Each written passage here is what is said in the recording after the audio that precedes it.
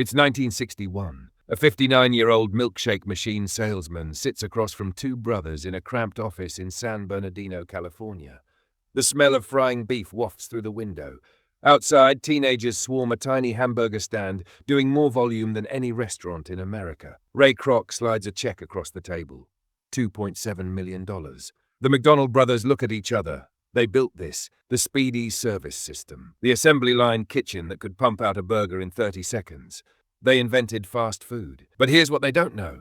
What Ray Kroc has figured out. Something so devious, so brilliantly hidden, that it would remain a secret from the American public for decades. Ray Kroc isn't buying a restaurant company. He's buying dirt.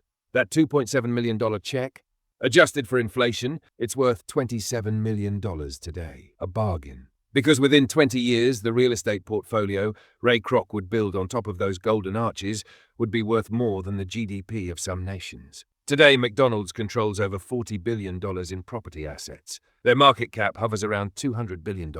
And here's the number that will break your brain. McDonald's makes more money from collecting rent than from selling Big Macs. This is the story of how a desperate salesman discovered that the greatest business in America isn't food, it's land. But the real question you should be asking, how did he figure this out before anyone else? And why did it almost destroy him first? Ray Kroc was a failure. 52 years old, selling milkshake mixers door to door. Diabetic, arthritic, without his gallbladder or most of his thyroid. He had already tried selling paper cups, playing piano in brothels, and hawking Florida real estate during the boom. Then he got a strange order. A single hamburger stand in California wanted 8 of his multi-mixers. That's 40 milkshakes at once. He had to see it. What he found changed capitalism forever. The McDonald brothers had solved the speed problem, but Ray Kroc saw something they never could: scale. He became their franchise agent in 1954, and here's where the scheme begins. Because Ray Kroc's first million didn't come from hamburgers. The Kroc formula was simple, but ruthless. Step 1. Sign franchise agreements with wannabe restaurant owners desperate for a proven system. Step 2. Take a tiny percentage of their sales, just 1.9%, not enough to make anyone rich. Step 3. And this is the secret, form a separate company called Franchise Realty Corporation. Here's how it worked. Kroc's team would find the perfect location: a high-traffic corner, a growing suburb, an intersection near the new interstate highways that Eisenhower was building across America. Then Franchise Realty would lease that land or buy it outright before approaching the franchisee. The franchisee couldn't just pay their 1.9% royalty. They also had to pay rent. To Kroc. At first, rent was set at a minimum or 5% of sales, whichever was higher. Later, it climbed to 8.5%, then higher. The hamburger stand was a Trojan horse. The real cash extraction happened underneath it. But even Kroc didn't fully understand what he'd built until he met the man who showed him.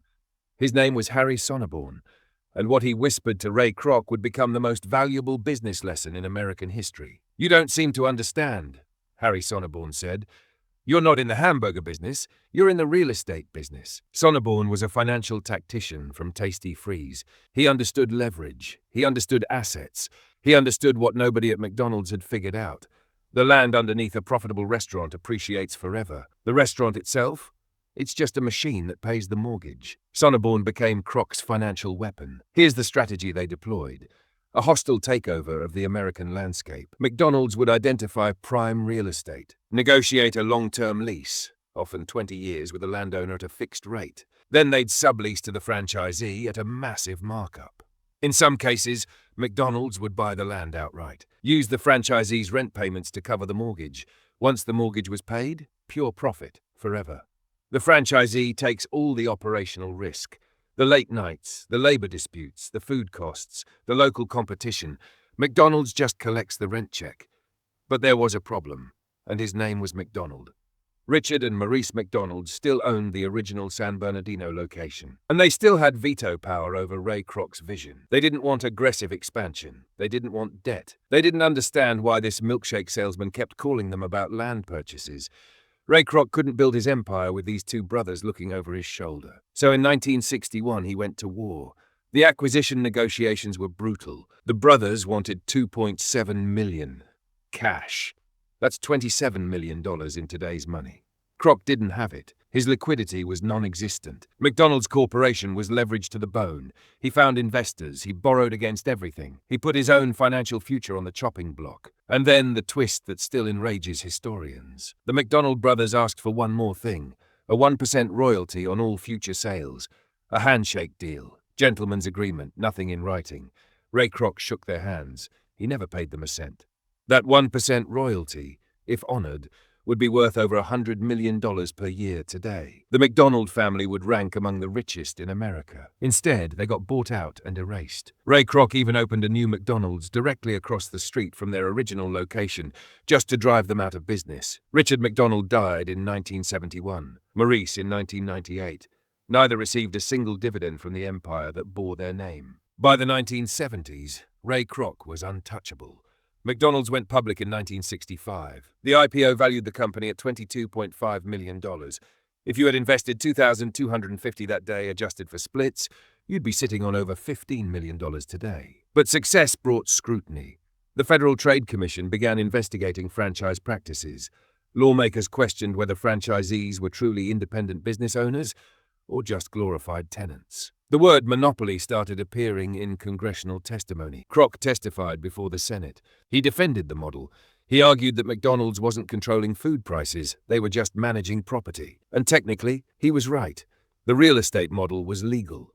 Brilliantly, almost insultingly legal. But the public began to see McDonald's differently, not as a friendly place for families to grab a hamburger, but as a massive landlord dressed in red and yellow. Kroc's health deteriorated. Alcohol. Isolation. A complicated relationship with the fame he'd chased his whole life. He watched his company grow into something almost too large for any one person to comprehend. When Ray Kroc died in 1984, McDonald's had 7,500 locations and was collecting rent from every single one. Today, there are over 40,000. Here's the present-day reality. McDonald's Corporation owns approximately 45% of the land and 70% of the buildings where franchisees operate. That property portfolio generates around $7 billion annually in rental income alone. Compare that to their food royalties, their entire franchise fee structure. The property revenue rivals sometimes exceeds the food revenue. When inflation spikes and consumers cut back on dining out, McDonald's doesn't just survive. They collect rent anyway. When a franchisee goes bankrupt, McDonald's keeps the land and finds a new tenant. The system is recession-resistant by design, and it's been copied everywhere. Starbucks, Chick-fil-A, even private equity firms now buy restaurant chains not for the food, but for the underlying real estate assets they can extract. Ray Kroc didn't just build a fast food empire. He proved that in America, the ultimate business isn't selling something people want. It's owning the ground they stand on while they buy it. The Golden Arches aren't a restaurant logo. They're a deed of ownership, planted in the soil of every suburb, every highway exit, every city block that made the mistake of thinking they were just getting a hamburger stand. Ray Kroc once said, "I believe in God, family, and McDonald's, and in the office, that order is reversed." He might have added one more thing to that list, right at the top: the land beneath your feet.